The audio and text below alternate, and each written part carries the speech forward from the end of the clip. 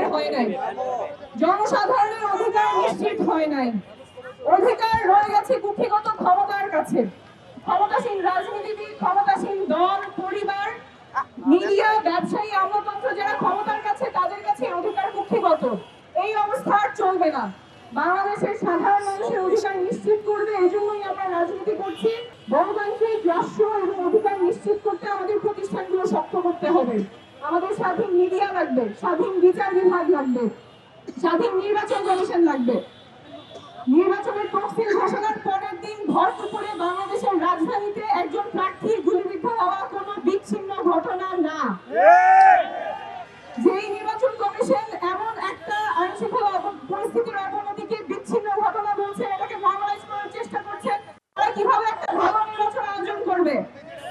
ওসমান হাদির জন্য আমরা সহানুভূতি চাই না, আমরা বিচার চাই। অপরাধী কে, সে কোথায় কখনের মধ্যে গ্রেফতার হবে, আমরা এগুলোর সুষ্ঠু উত্তর চাই। বিচার বিভাগ স্বাধীন হতে হবে, মিডিয়া স্বাধীন হতে হবে। মিথ্যাকে আমরা প্রতিহত করব সত্য দিয়ে, এবং এই লড়াইয়ে আপনি আমি একসাথে থাকলে এই লড়াইটা আমরা জিতবো। ইনকিলাব জিন্দাবাদ।